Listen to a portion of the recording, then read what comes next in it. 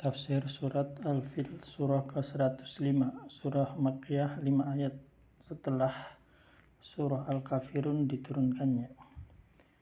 A'udzubillahi minasyaitonirrajim. Bismillahirrahmanirrahim.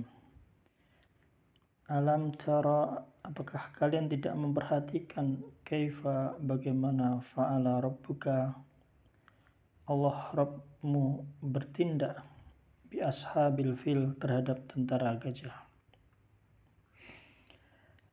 Alam yaj'al kaidahum, bagaimana bukankah dia Allah telah menjadikan tipu daya fitadlil, tipu daya mereka itu menjadi sia-sia.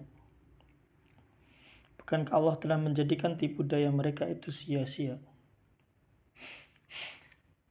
Wa arsala alaihim tayran ababil, dan dia Allah mengirimkan kepada mereka burung yang berbondong-bondong.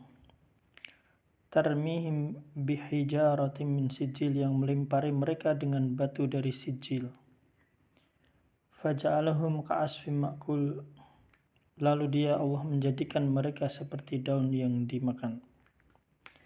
Apakah kamu tidak memperhatikan bagaimana Allah Tuhanmu telah bertindak terhadap tentara gajah? Tentara bergajah ialah tentara yang datang yang dipimpin oleh Abraha al-Habsyi dari Yaman untuk menghancurkan Ka'bah. Maka Allah Ta'ala sendiri yang mempertahankan Ka'bah, rumahnya yang agung. Ini merupakan nikmat yang telah diberikan Allah kepada kaum Quraisy berupa penghindaran warga Quraisy dari mereka yang bertekad meruntuhkan Ka'bah dan menghilangkan jejaknya. Tetapi Allah justru membinasakan, menghinakan, menjadikan usaha mereka tentara bergajah itu sia-sia, menyesatkan amal perbuatan mereka dan mengembalikan mereka dengan kegagalan dan kerugian. Kaum bergajah ini adalah kaum Nasrani. Agama mereka itu sebagaimana agama kaum musyrik, yaitu menyembah berhala. Peristiwa ini merupakan batu loncatan bagi diutusnya Rasulullah Muhammad SAW, sebab di tahun itu Nabi Muhammad SAW lahir menurut pendapat yang paling masyhur.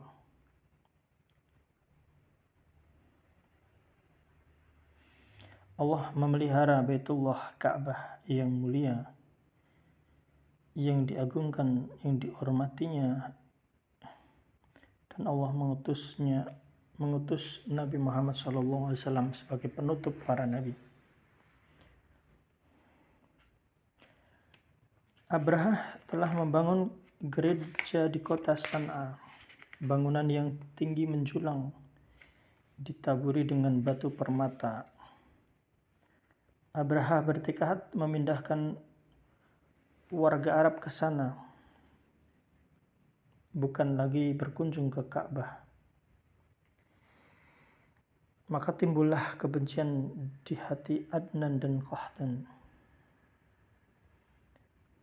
Warga Quraisy pun murka,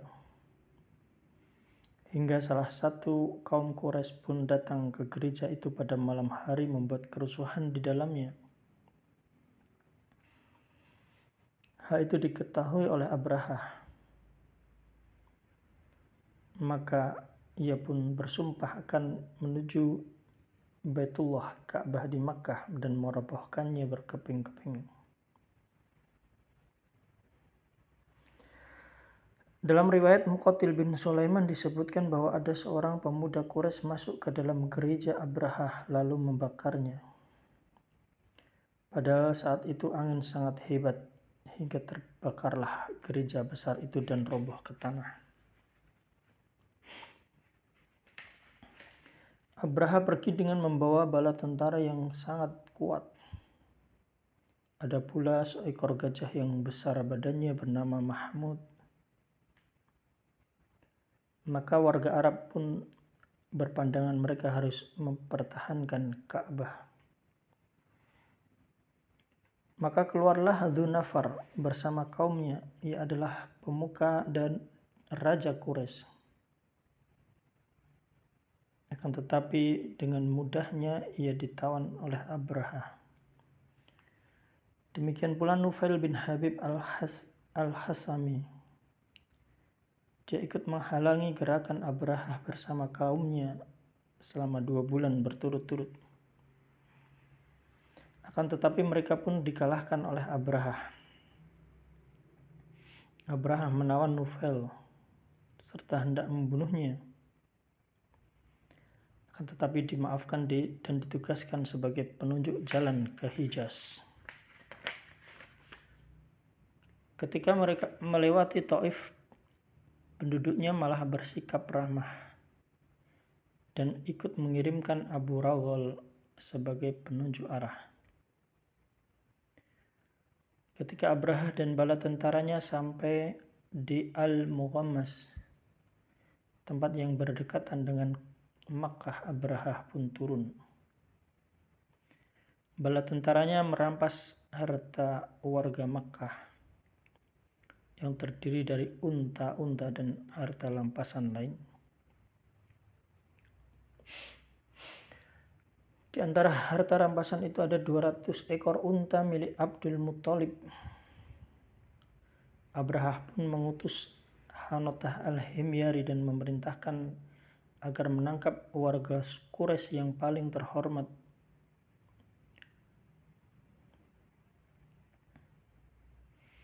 Dan memberitahukan bahwa tentara Abraha tidak akan memerangi mereka kecuali yang menghalangi. Hanotah pun datang membawa Abdul Muttalib. Abraha menghormati dan turun dari kursinya, lalu duduk bersama di atas permadani. Abraha bertanya melalui penerjemahnya tentang keinginan Abdul Muttalib. Maka Abdul Muttalib pun berkata, "Aku hanya ingin mengembalikan 200 ekor unta kepunyaanku." Abraha pun heran dengan pandangan ini.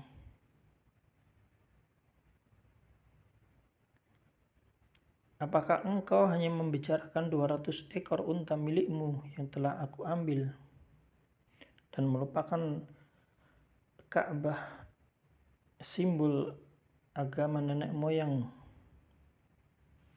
Padahal Abraha akan menghancurkannya, dan engkau, Abdul Muttalib, tidak membicarakannya." Maka Abdul Muttalib pun berkata, "Aku adalah pemilik unta-unta itu, sedangkan Ka'bah itu adalah rumah Allah, maka Allah sendiri yang akan mempertahankannya."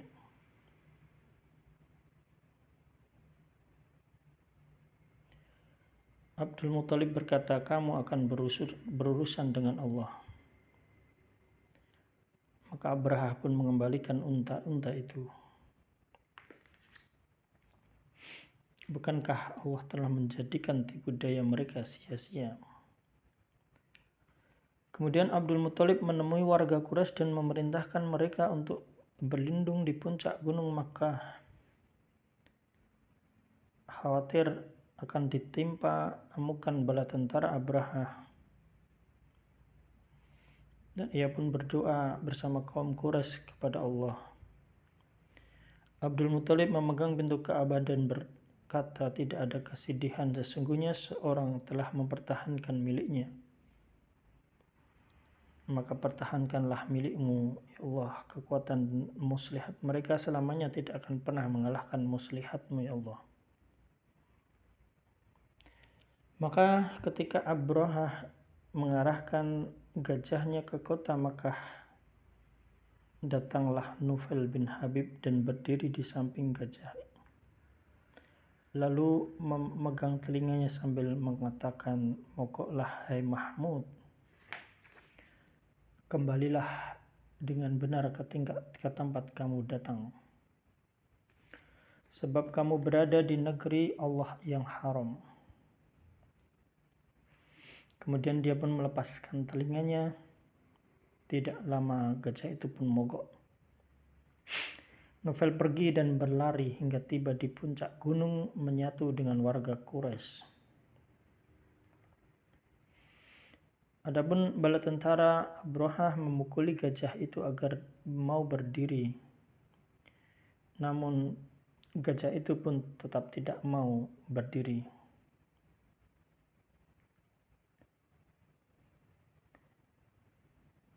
Gajah itu ketika diarahkan ke Baitullah, Ka'bah yang mulia, maka gajah itu pun mogok.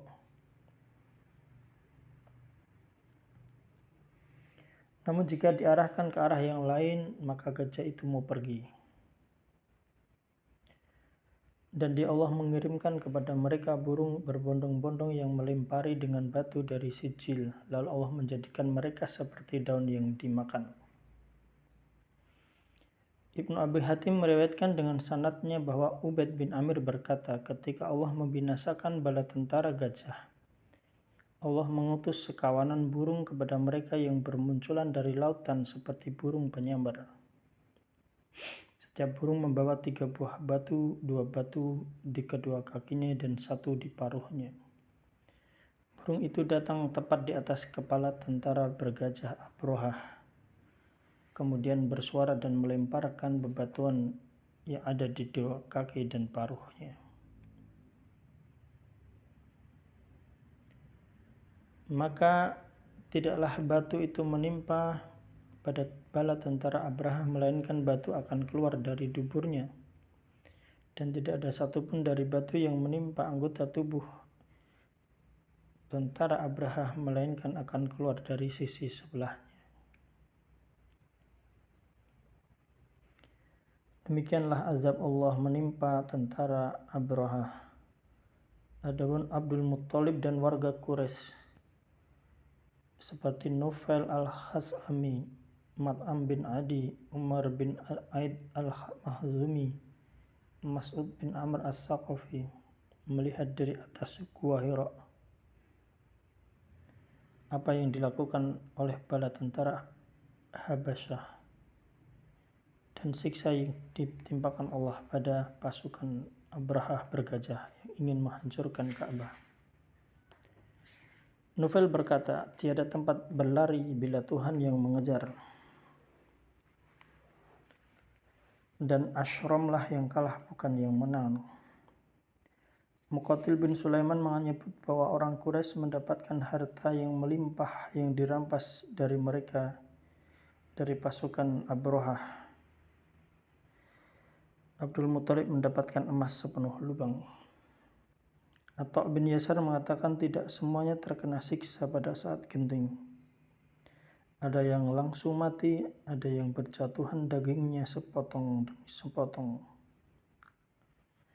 Mereka adalah bala tentara yang melarikan diri. Ketika Allah mengutus Nabi Muhammad SAW, maka nikmat yang patut diingat oleh warga Quraisy adalah bagaimana Allah telah memporak-porandakan tentara Abrahah menjaga kehidupan mereka.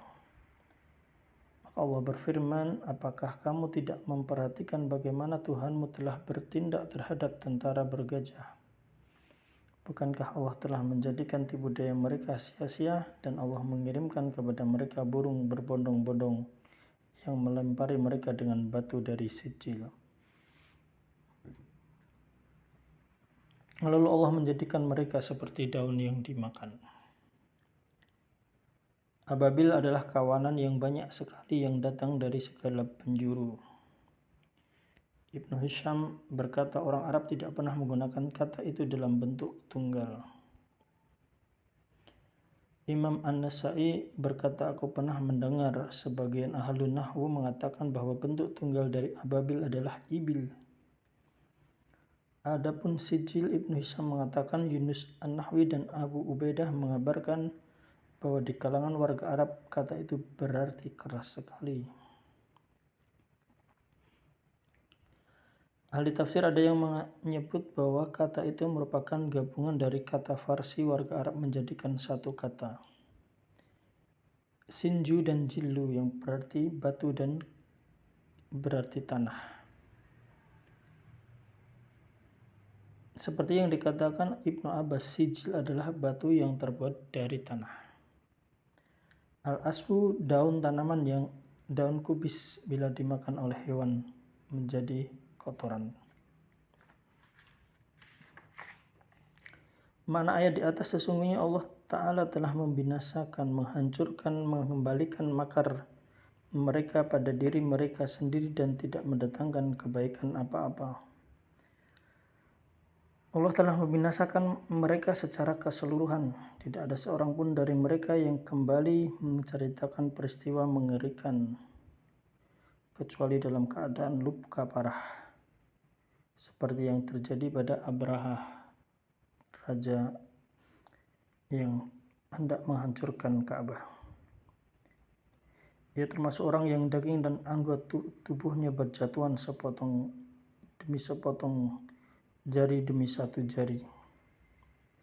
Ketika sampai di negerinya Son'a, hatinya telah terbelah, dan tidaklah dia mati demi Allah, melainkan setelah menceritakan apa yang menimpa mereka, kemudian dia mati. Lalu pemerintahan pun berganti kepada tangan putranya Ya'sum. Kemudian dilanjutkan oleh Masruq putranya. Setelah itu mereka semua diusir oleh Raja Sa'if bin Dziyazan al-Himyari dari Kisra dengan bantuan dari Kisra. Dalam hadis yang diriwayatkan oleh Al-Bukhari bahwa Rasulullah SAW bersabda pada hari penaklukan kota Mekah, Innallaha habasa an Makkah, Allah telah menahan tentara bergajah memasuki kota Mekah. Innallaha habasa an Makkah al-fil wa sallata 'alaiha rasulahu, dan Allah menguasakan kota Mekah kepada Rasulnya, wal mu'minin, dan kaum yang beriman. Wa innahu qad adat hurmatuha, dan kehormatan kota ini telah pulih pada hari ini, al-yauma kahormatuha bil ams, sebagaimana pulihnya kehormatan itu tempo hari. Alla falyuballigh asyahid al-ghaib, ingatlah hendaknya orang hadir menyampaikan kepada yang tidak hadir.